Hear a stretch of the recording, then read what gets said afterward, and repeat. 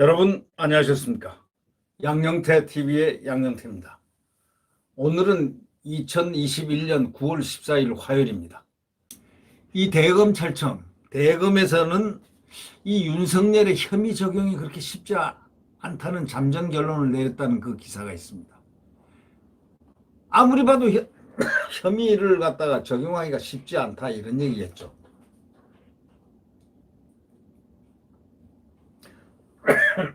죄송합니다.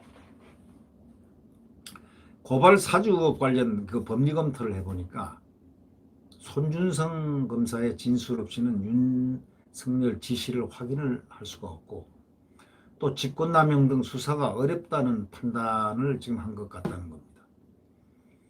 윤석열 전 검찰총장의 고발 사주 의혹의 진상을 조사 중인 대검이 지난주에 윤 총장에게 직권남용 공직선거법 위반 등 주요 혐의 적용이 쉽지 않다는 잠정 결론을 낸 것으로 벌써 알려져 있습니다.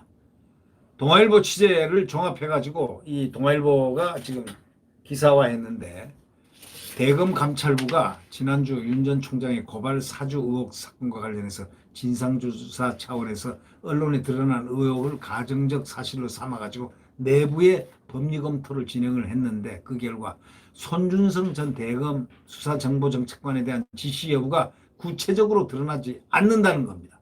그런 상태에서 어떻게 윤 전 총장에게 직권남용이나 공무상 비밀누설, 공직선거법 위반 등 주요 혐의 적용을 할 수 있느냐 이런 얘기가 나온다는 겁니다. 그러니까 결국 적용이 쉽지 않다. 주요 혐의 적용이 윤 총장에 대해서 주요 혐의 적용이 쉽지 않다는 결론을 낸 걸로 지금 알려졌다는 겁니다. 이 동아일보 발표입니다. 대검은 이 같은 내용이 담긴 보고서를 지난주 법무부에 보냈다는 겁니다.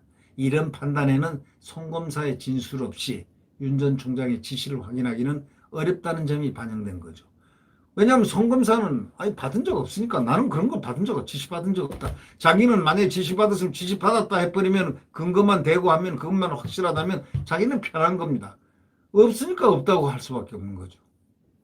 또 검경 수사권 조정하고 고위공직자 범죄수사처 출범 등으로 이번 의혹에서 검찰의 직접 수사가 가능한 범죄는 공직선거법 위반 혐의뿐이다 라는 점도 작용했다는 겁니다.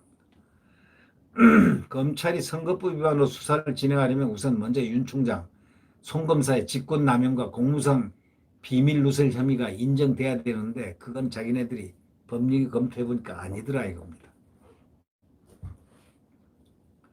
지난해 총선 결과에 영향을 미치기 위해서 여당 정치인 등에 대한 고발을 사주했다는 게 이번 의혹의 핵심인 만큼 직권남용 등 혐의가 뚜렷하지 않는 상황에서 어떻게 직접 수사를 하겠느냐 이런 얘기죠.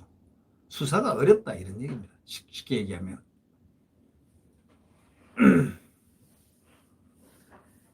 이런 상황에서 공수처가 이제 윤 총장 등을 피의자 신분으로 입건하자 검찰 내부에서는 혐의 적용이 가능하겠느냐 하고 회의적 목소리가 나왔습니다.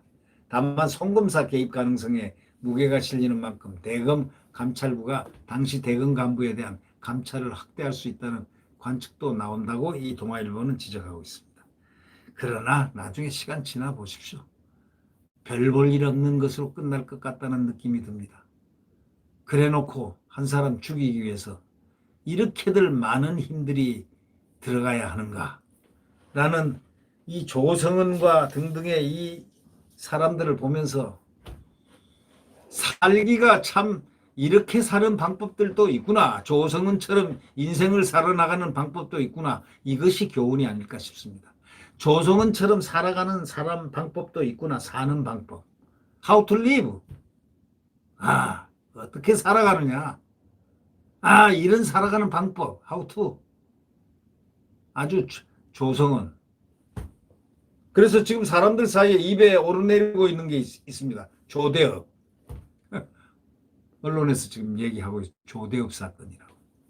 조대업. 그런 얘기들이 지금 인구에 회자되고 있다고 아까 사설자가 밝혔죠. 네. 네, 여러분. 이제 꼭 단일화를 해서 정권 교체를 반드시 이룩해야 됩니다. 그렇지 않으면은 대한민국은 이제 보기가 상당히 힘들 것 같다는 그런 느낌마저 드니 말이죠. 네. 자유민주주의와 시장경제가 활성되고 또 국가 안보가 한미동맹에서 굳건하게 활성되는 그 명쾌한 대한민국, 내일 새벽 대한민국의 태양이 떠올 거라고 확신합니다. 네, 여러분 오늘도 강건하게 하루를 지나시길 부탁드립니다. 안녕히 계십시오.